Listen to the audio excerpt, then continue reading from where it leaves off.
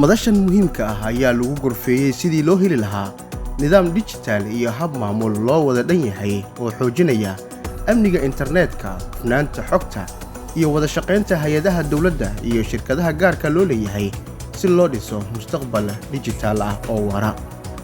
Gudoomiyaha Koonfurta iyo Bartamaha Soomaaliya ee Dahabshiil Group, Cumar Xasan Yoolax ayaa khudbad dhiirigelin ah ka jeediyey madasha, isagoo bogaadiyey doorka ay shirkadaha isgaarsiintu ka ciyaareen isku xirka dalka iyo dibadda, kuna tilmaamay in la'aantooda aanay suurtagal noqon lahayn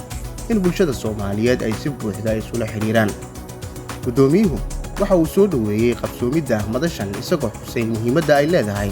in la yeesho hannaan maamul oo mideeya danaha dawladda, shirkadaha iyo bulshada rayidka, isla markaana uu Dahabshiil Group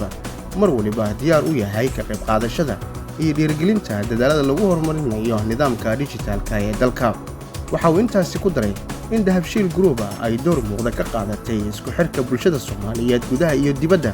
taas oo ka tarjumaysa doorka hogaamineed ee shirkadu ku leedahay kobcinta adeegyada digitalka iyo maaliyadeed oo lagu kalsoon yahay. ugu horeyn waxaan u mahadcelinayaa Ilaahay subxaanahu wa ta'aala waqtigan isugu keenay halkan shirkan runtii qiimaha badan ee laga hadlayo arrimaha muhiimka ah. aad iyo aad bay runtii ugu mahadsan yahay agaasimaha iyo tiimkiisa soo qaban qaabiyey shirkan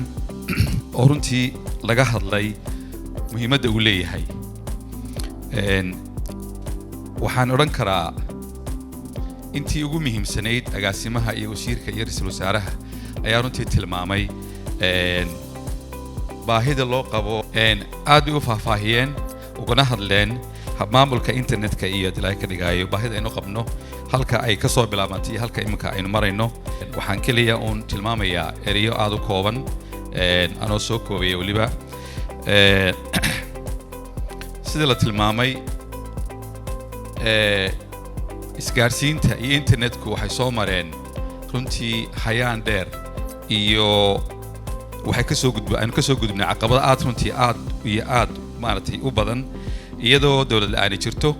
ayay runtii shirkadaha isgaarsiinta iyo magaranaysaayay bahda isgaarsiintu ay dadaal dheer runtii geliyeen arrintan sidii ay u suurto geli lahayd. waxaan isleeyahay waxaa runtii mudnaan mudan malaha laga tegay baan isleeyahay in loo mahadnaqo shirkadaha isgaarsiinta iyo internetka inoo keenay oo aad ogtiin halkay ka soo qaadeen iyo meesha ka yimaadeen. waxaan xasuustaa waqtigii aynu bilowga ahayn